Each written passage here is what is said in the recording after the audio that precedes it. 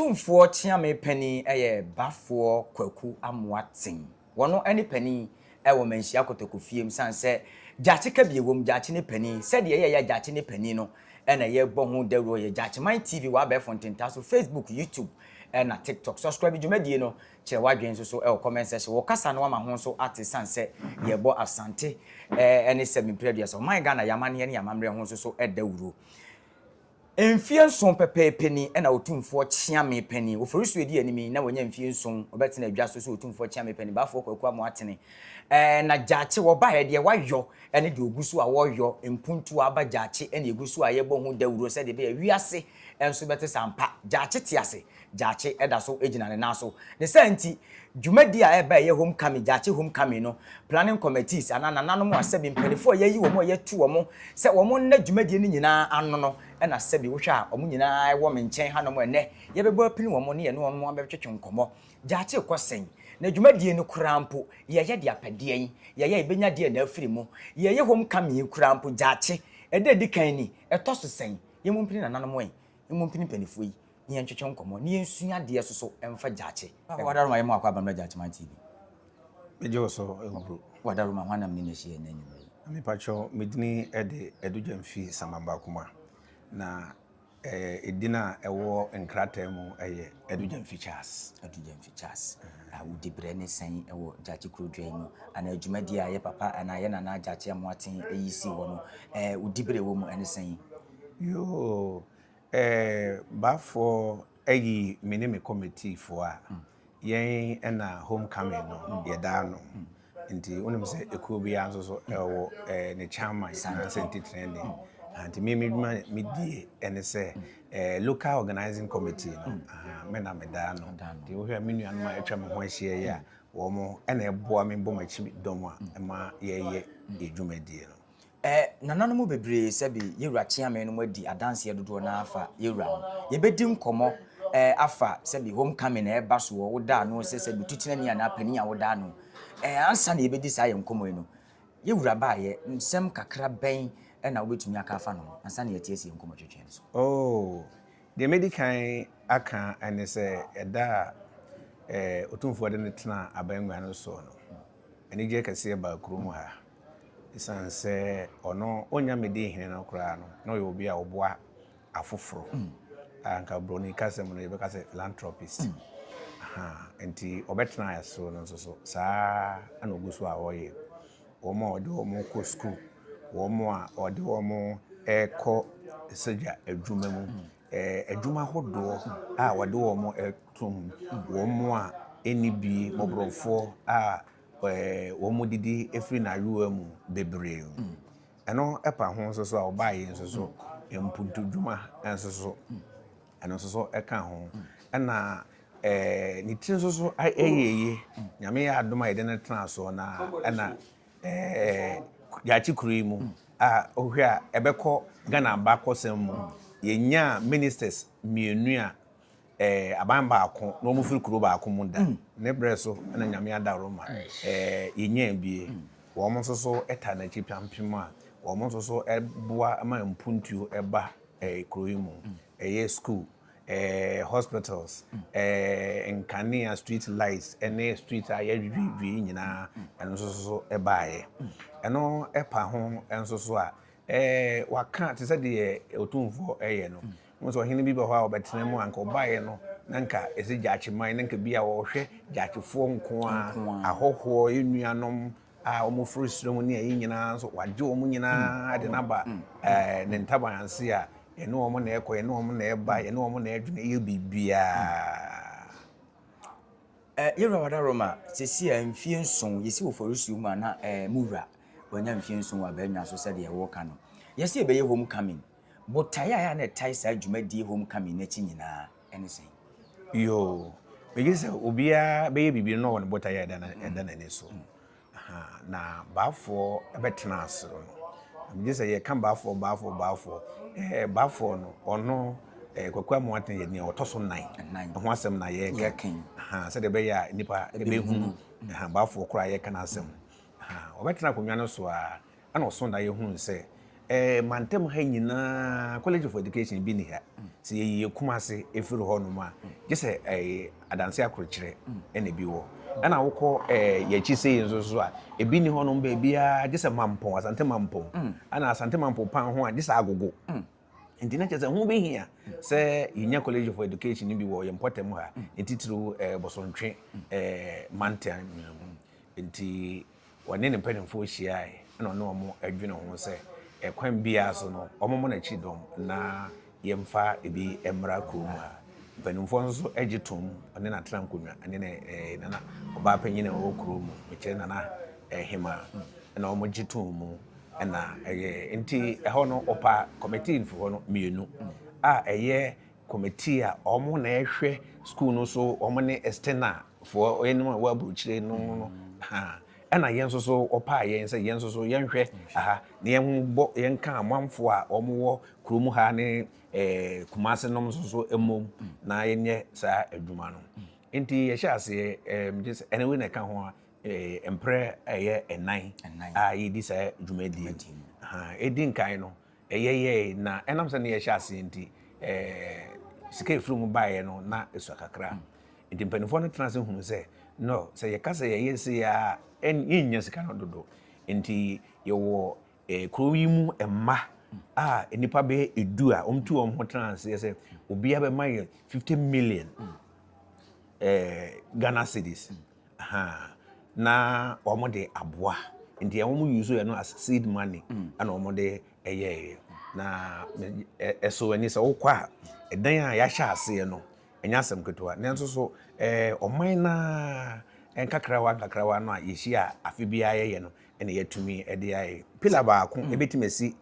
obi ifibobua baako a ebia o si Jachiehene koso nti ya ye ne se de yesi castle on se so kwa elimina edan yo musi ntiti woni nyina edaso ho ene saa bi pepepe ne yepese ye nye edan a mframa fire na edwuragu ana bibi kan no ana edwuragu pillar akese na womo a enim edan sie mu nso na bafo to nsa ama mbae ne mpanifo no ya hya ase a yeguso a ye esi ha yiro wada roma woda wono mani ase bi planning committee ya woda woma no adwumadi etisese yi se de wabo bi tofa yesi college di ama Jachiehene na enye Jachiehene kwa ne benya ho mfaso Jachiehene ne mpatemu bosomtwe ne mpatemu ne nkronkro atwa Jachiehene hye nyina benya ho mfaso nti ene ye se adwumadi obi bisa se mabu na ewo kuro dua yi mu a omo nso so omo mfe enyiniye ekwan be no mo fa so boa se adwumadi anetise yo unze yedi dwuma bia ebi yede ahoden na ye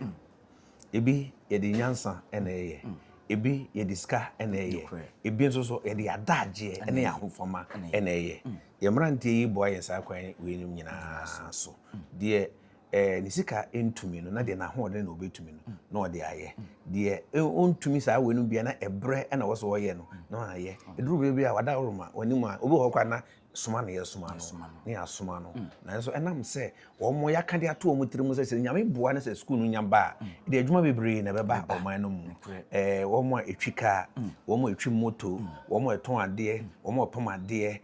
wo mo asisi adan amanfo benya han ni ade na afi wo mo a nyame enso ebia aboa wo mo mutiredi aboa wo mo no ebenya baby akọ school enti wo mo atiase na wo mo agi atom enti eduru saa na saafo yi emnante bia obeboa obefre no bia no otumi ba na omba ebeboa eduru me bia eboaboa asore efo ano ne enuanom kramofo ne de omkọ ho no ne akwa ye adwuma eduru bi ho nso so a na obi ho ne afre no eja oya no koye adwuma bia je so uma ne to nsuo kakra ma no endinka se de nka ebia nka wo fa obi wo ba bia nka obagie no na omaboa saa kwa no so na ja oma ba ye adwuma na amayo wo mo se ya ma ne bibi so mfa nto nsuo no mu de na nso so nka wo fa no pa ka ebia enye saa ana obagie saa nyina brante no eboa na wo ka memfa nko akiri kakra wo bisa adwuma de a baafo ba ye no aye no oba ye no nso so ade ba ko a wo ye ya me so mani agye ho ne se Jachie uhwe kudada ya nkasa ne dia mo se akwan de dantem bai ukọ ba bia ye foforo no ba bi ho kora wunya kwan enko so ho no okofa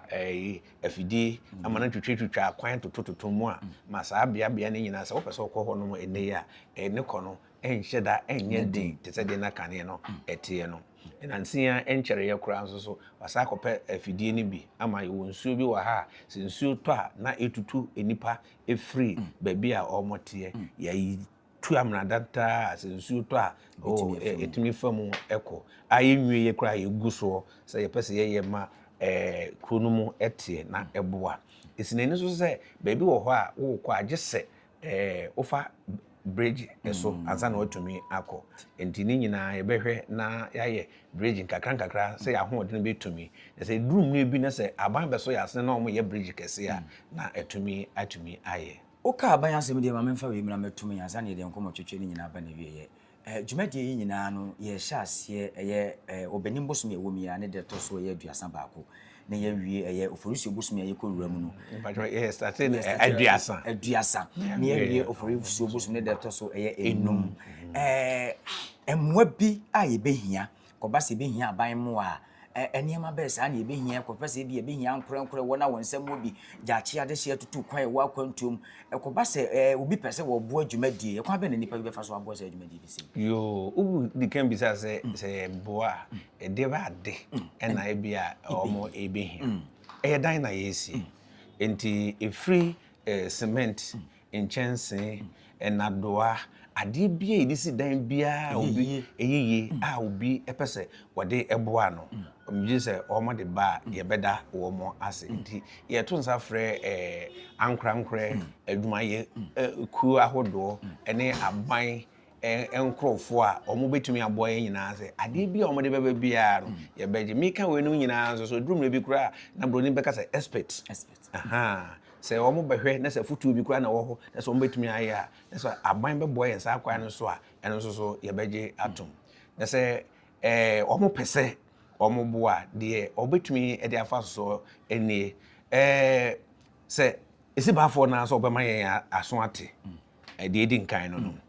san sɛ fi sɛ yɛhyɛ ase sɛ yɛnua no ma wa ama no ne fo ne bi eboa wɔde ba ya na wafrɛ me na wɔde ama me ana sɛ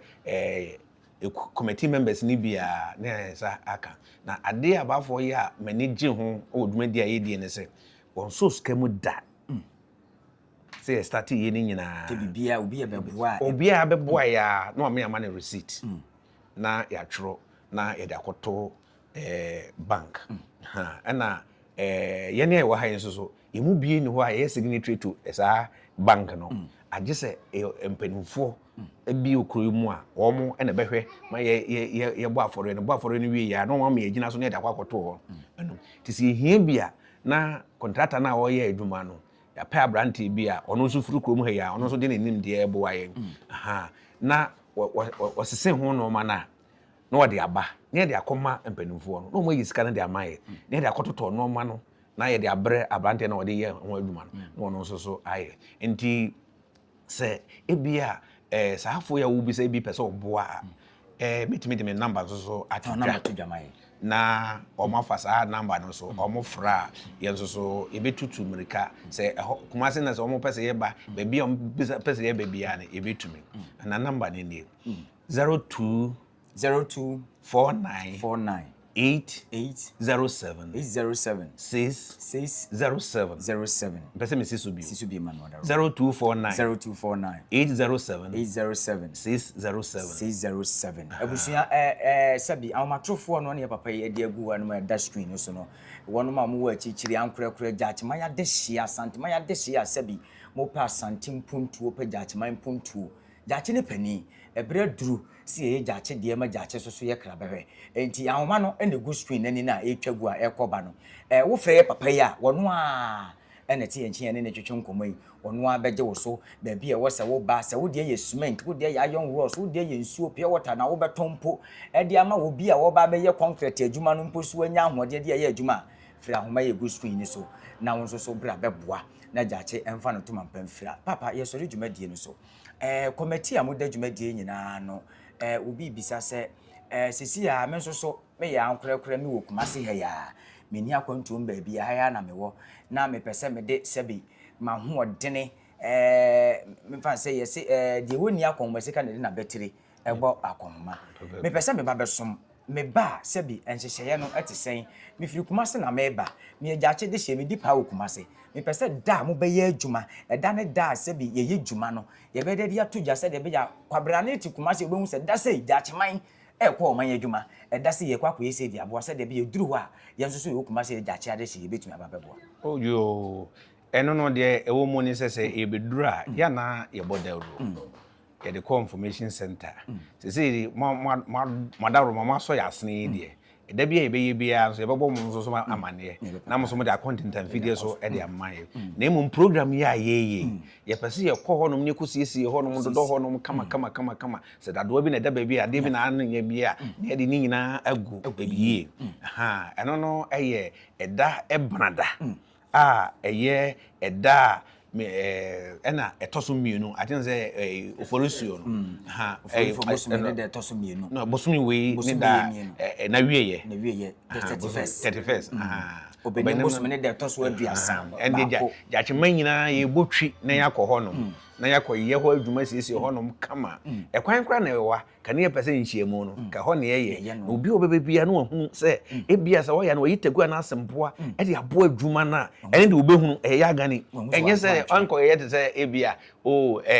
yakotwa mfonyi no wɔ baabi ɛna de baba kyerɛ nkesi hɔ na nka wɔn nyina ehunu na kwan wenti yentumi kɔ ɛhɔ no aha nti